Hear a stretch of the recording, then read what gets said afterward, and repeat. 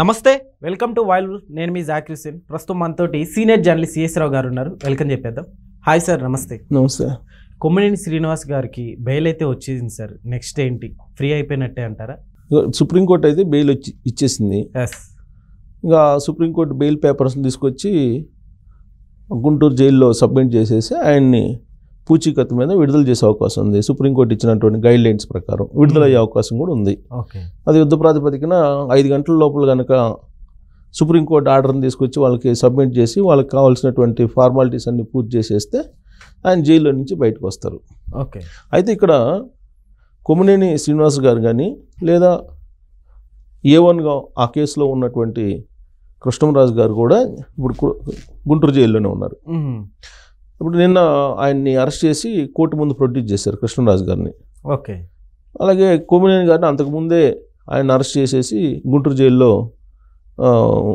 ఉంచారు. Judge remand ఇది ఇచ్చారు కాబట్టి దాన్ని ఛాలెంజ్ చేస్తూ ఆయన బెయిల్ తీసుకొచ్చుకున్నారు. సుప్రీంకోర్టుకి వెళ్ళి బెయిల్ పిటిషన్ వేసి బెయిల్ తీసుకొచ్చుకున్నారు. సరే, ఈ ఎపిసోడ్లో రిగ్రెట్ ఫీల్ అవుతున్నారా అటు కొమ్మినేని గారు కానీ లేదా కృష్ణరాజు గారు కానీ అనేది ఒక పెద్ద చర్చ.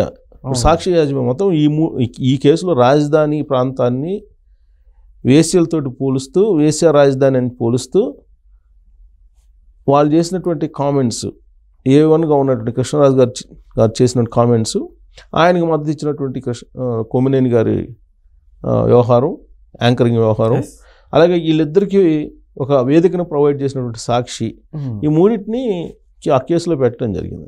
సార్, అసలు వీళ్ళలో ఏమైనా పశ్చాత్తాపం ఏమైనా కనిపిస్తుంది అంటారా? ఇప్పుడు జడ్జి అడిగినటువంటి ప్రశ్నలకు వీళ్ళు ఇచ్చినటువంటి రిప్లై కానీ లేదా రిమాండ్ రిపోర్ట్లో పోలీసులు పొందుపరిచినటువంటి అంశాలను కానీ పరిశీలిస్తే వీళ్ళిద్దరూ రిగ్రెట్ ఫీల్ అయినట్టు కనిపించట్లా. సహజంగా ఏంటంటే రిగ్రెట్ ఫీల్ అయినట్టు మనకు కనిపించాలి. బట్ రిగ్రెట్ ఫీల్ అయినట్టు వాళ్ళు కనిపించకపోగా కొమ్మినేని శ్రీనివాస్ గారు అరెస్ట్ సందర్భంగా ఏమన్నారు, 70 ఏళ్ళ వయసు ఉంది నాకు, 40 సంవత్సరాలు జర్నలిజం చేశాను, ఇంత అనుభవం ఉన్నటువంటి తననే పోలీసులు అరెస్ట్ చేస్తారా, ఈ ప్రభుత్వం మీడియా స్వేచ్ఛను హరించి చేస్తుంది, చంద్రబాబు నాయుడు గారికి నా మీద కక్ష ఉంది, కోపం ఉంది, ప్రతీకారం తీర్చుకుంటున్నారు అని చెప్పి ఆయన భావాన్ని వ్యక్తం చేశారు. చంద్రబాబు నాయుడు గారు ఒక రాష్ట్రానికి ముఖ్యమంత్రి, ఒక దేశానికి అప్పట్లో వాజ్పేయి గారు ప్రధానమంత్రిగా ఉన్నప్పుడు ఈయన నడిపించారు, ఒక దేశంలో ఉన్న ప్రభుత్వాన్ని నడిపించారు. సుదీర్ఘమైనటువంటి అనుభవం ఉంది చంద్రబాబు నాయుడు గారికి. స్పీకర్ని, రాష్ట్రపతుల్ని ఎంపిక చేసినటువంటి లీడర్ ఆయన చంద్రబాబు నాయుడు గారు. అలాగే ఆయన పొలిటీషియన్గా హయ్యెస్ట్ పొజిషన్కి వెళ్ళినటువంటి చంద్రబాబు నాయుడు గారు. అసలు కొమ్మినేని శ్రీనివాస్ గారి మీద ప్రతీకారం తీర్చుకోవాలని చెప్పి చంద్రబాబు నాయుడు గారికి ఎందుకు ఉంటుంది? అసలు పొంతనే లేదు. అది ఎందుకు ఉంటుంది అసలు? ఇప్పుడు ఎవరైనా ఒకవేళ విరోధం పెట్టుకోవాలన్నా సమఉజ్జీలతో పెట్టుకుంటారు.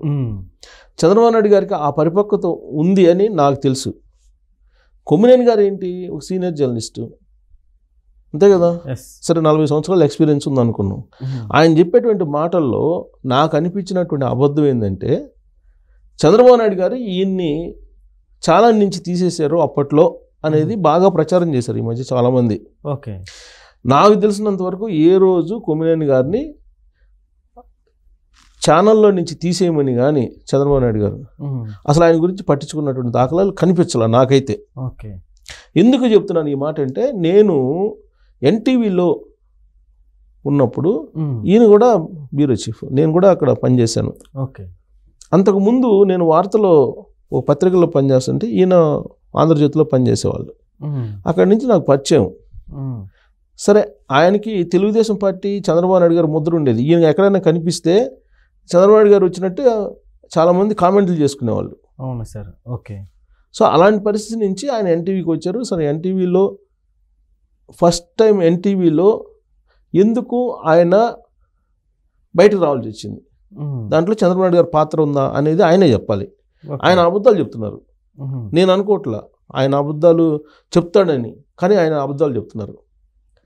నాకు తెలుసు, నేను ఎన్టీవీలో ఉన్నప్పుడు, సరే నా ఎన్టీవీలో నుంచి ఫస్ట్ నేను బయటకు వచ్చాను. ఆ తర్వాత ఆయన నేను బయటకు వచ్చి TV5లో జాయిన్ అయ్యాను. ఆయన తర్వాత నేను వచ్చిన 5 నెలలకు 6 నెలలకు ఎన్టీవీ నుంచి బయటకు వచ్చి ఆయన కూడా టీవీ5కి వచ్చారు. సో కాబట్టి ఆయన ఎన్టీవీ నుంచి తీసేసిన దాంట్లో చంద్రబాబు నాయుడు గారి పాత్ర ఎక్కడుంది?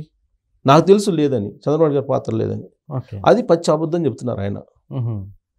అసలు చంద్రబాబు నాయుడు గారు ఉండే పొజిషన్కి ఈయన ఉండే పొజిషన్కి అసలు ఎందుకు కంపేర్ చేసుకుంటున్నాడు ఈయన?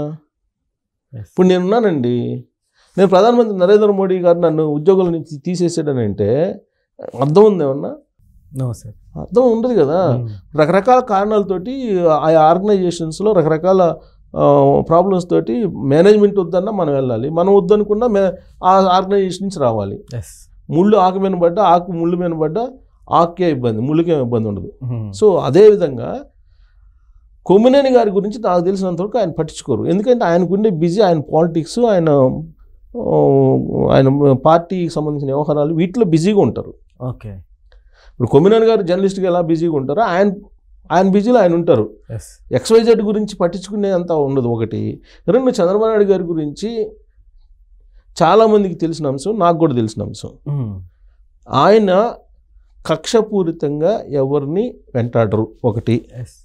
రెండు, ఆయన్ని వ్యక్తిగతంగా దూషించినటువంటి వాళ్ళని కూడా మళ్ళా తీసుకుని పదవులు ఇచ్చిన ఆయన.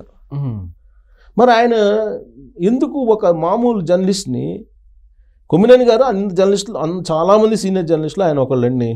ఓకే, ఆయనేమి ఒకే ఒక్కడు కాదు కదా. అవును. కాబట్టి ఆయన ఎక్కువ ఊహించుకోవడానికి, అంటే ప్రజల్లో ఎలివేట్ కావడానికి ఆ ప్రయత్నం చేస్తున్నారేమో అనే భావన నాకు కలుగుతుంది ఒకటి. రెండు, సరే ఎన్టీవీ నుంచి బయటకు వచ్చారు, అప్పుడు బయటకు రావాల్సిన పరిస్థితి ఏర్పడింది. ఎందుకు ఏర్పడింది ఏంటి అనేది నాకు తెలుసు, బట్ నేను చెప్పడం భావ్యం కాదు కాబట్టి నేను చెప్పట్లేదు. లేకపోతే అది కూడా చెప్తా. చెప్పండి సార్. వద్దు, అది చెప్తే బాగుండదు, అంటే ఆయనకి నాకు తేడా ఉండదు. ఓకే, సరే ఆయనకన్నా నేను జూనియర్ అయినప్పటికి కూడా. సరే బయటకు వచ్చిన తర్వాత టీవీ5లో చేరడానికి ఎవరెవరిని కలిశారు, ఎవరెవరి ద్వారా లాబింగ్ చేసుకున్నారు కూడా నాకు తెలుసు. ఓకే, మరి సరే టీవీ5కి వచ్చారు, టీవీ5లో ఉన్నారా? టీవీ5 నుంచి మళ్ళీ ఎందుకు ఎన్టీవీకి వెళ్ళారు? వెళ్ళాల్సిన అవసరం వచ్చింది. ఆ ఎపిసోడ్ కూడా నేను చెప్పగలను, కానీ అది చెప్పడం భావ్యం కాదని నేను చెప్పట్లా. సరే ఎన్టీవీకి వెళ్ళారు, ఎన్టీవీకి వెళ్ళిన తర్వాత మళ్ళీ మీరు ఎన్టీవీ నుంచి బయటకు వచ్చారు రెండోసారి బయటకు వచ్చినప్పుడు ఏం జరిగింది అనేది అందరికీ తెలుసు. ఆ తర్వాత సాక్షిలో ఎంటర్ కావడానికి మీరు చేసింది ఏంటి? చంద్రబాబు నాయుడు గారిని టార్గెట్ చేసుకొని మీరు వీడియోలు చేశారా లేదా? వాటిని మీరు సాక్షి యాజమాన్యానికి ట్యాగ్ చేసి పంపించారా లేదా మీ టీం తోట? ఇది నిజమా కాదా? అప్పుడే కదా చంద్రబాబు నాయుడు గారికి వ్యతిరేకంగా ఈయన మాట్లాడుతున్నాడు, ఈయన మనకు కావాలని చెప్పి వాళ్ళు పిలిపించి మీకు జాబ్ ఇచ్చింది. ఇది నిజమా కాదా? ఇవన్నీ కూడా వాస్తవాలు. ఓకే, సరే ఇంకా విడమర్చి చెప్పాలంటే నేను చెప్పగలను, బట్ నాకు అంత సబబుగా ఉండదు, భావ్యంగా ఉండదు. తన తోటి జర్నలిస్టు కొన్ని విషయాలు చెప్పకూడదు, నేను చెప్పదలుచుకోలేదు కూడా. కానీ చూచాయిగా జరిగింది ఇది. కానీ ఇవాళ ఆయన ప్రోగ్రాం కండక్ట్ చేసి అవతల మోడరేటర్ నుండి అవతల వ్యక్తి వేశ్య రాజధాని అని చెప్పి అమరావతిని అన్నప్పుడు నువ్వు ఖండించి క్షమాపణ చెప్పించాలి. అది చెప్పించకుండా మీరు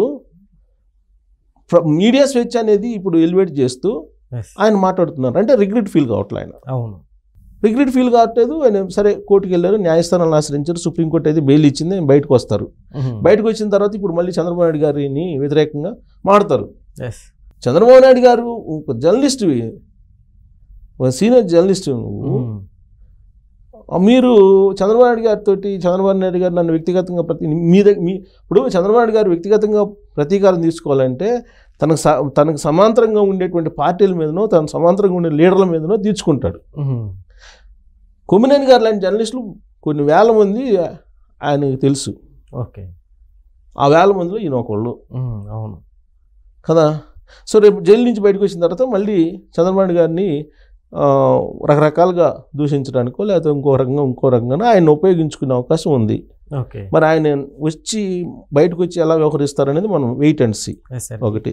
రెండు, కృష్ణరాజు గారిని కోర్టుకు హాజరుపరిచినప్పుడు అక్కడ జడ్జి అడిగిన ప్రశ్న ఏంటి, మీరు ఉద్దేశపూర్వకంగా ఈ వ్యాఖ్యలు చేశారా లేదా? ఇప్పుడు రిమాండ్ రిపోర్ట్లు ఏం చేశారు? రిమాండ్ రిపోర్ట్లో పోలీసులు వీళ్ళిద్దరి మీద వీళ్ళు కావాలని కుట్రపూర్తిగా చేసినటువంటి కార్యక్రమం ఇది అని చెప్పి వాళ్ళు రిమాండ్ రిపోర్ట్లో పొందుపరిచారు. దాని మీద జడ్జి అడిగారు. జడ్జి అడిగినప్పుడు మీరు కాముకున్నాడు అంటే మౌనం అంగీకారమా?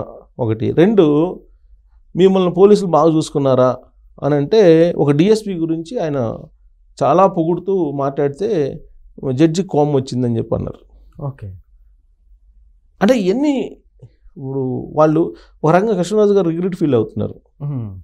అంటే నేను అనకుండా ఉండాల్సింది అన్నాను అనేటువంటి కొంచెం ఏదో డిగ్నిటీ రిగ్రెట్ ఫీల్ అవుతూనే పూర్తి స్థాయిలో ఆయన బేషరతుగా క్షమాపణ చెప్పలేకపోతున్నారు. సరే, ఇంకా సాక్షి మీడియా ఉందంటే అది ఇంకా ఆ మీడియా అందరికీ తెలిసింది. సరే, ఎవరు మీడియా సంబంధించినటువంటి వాళ్ళు చెప్పుకుంటున్నారు, అది వేరే విషయం. సరే, ఏదైనా న్యాయస్థానంలో ఉంది, బెయిల్ అయితే వచ్చింది కొమ్మినేని గారికి. ఆయనకు వచ్చిన తర్వాత ఆయన వ్యవహరించేటువంటి తీరు మీద అట్లీస్ట్ రాబోయే రోజుల్లో ఆయన ఏంటి అనేది ఆధారపడి ఉంటుంది. ఇప్పటి వరకు సరే, ఆయన సీనియర్ జర్నలిస్ట్గానే గుర్తించారు చాలామంది, కొంతమంది విభేదించారు ఆయన్ని. నిన్న మొన్నటి వ్యాఖ్యలతోటి సమర్థించినటువంటి ఆ మోడరేటర్గా ఆయన వ్యవహరించినటువంటి తీరుతోటి తేటతెల్లం అయింది. ఆయన ఏంటి, ఆయన ఎజెండా ఏంటి, ఆయన హెడెన్ ఎజెండా ఏంటి మొత్తం అర్థమైపోయింది జనాలకి. జనాలు కూడా ఇప్పుడు అదే రెస్పాండ్ అవుతున్నారు కదా. సో రేపు బయటకు వచ్చిన తర్వాత ఏంటి అనేది మనం వెయిట్ చేయాలి. బెయిల్ మీద అయితే బయటకు వస్తున్నారు. ఓకే. సో జైలు నుంచి అయితే బయటకు వస్తున్నారు. సరే, జైలు నుంచి బయటకు వచ్చిన తర్వాత ఆయన ఏమంటారు అనే దాని మీద ఆయన యొక్క పరివర్తన శైలి, లేదంటే ఆయన ఆ మాటల మీద రిగ్రెట్ ఫీల్ అవుతున్నారా లేదా, ఈ పడినటువంటి ఈ మచ్చని ఆయన ఏ విధంగా తుడుపుకుంటారా లేదంటే దాన్ని మరింత గోక్కుంటారనేది చూడాలి. ఓకే సార్, అయితే ఈ అవకాశాన్ని వైసీపీ వాళ్ళు యూజ్ చేసుకుంటారని? డెఫినెట్గా యూజ్ చేసుకుంటారు. ఆయన ఇంకొక అబద్ధం కూడా చెప్పారు, నా వెనక అసలు ఏ రాజకీయ పార్టీ లేదు, ఏ రాజకీయ పార్టీ ఒత్తిడి లేదని. జగన్మోహన్ రెడ్డి గారు నాకు మీడియా లేదని చెప్పారు కదా, అది ఎంత నిజమో ఆయన చెప్పింది కూడా అంతే నిజం. Okay sir, thank you.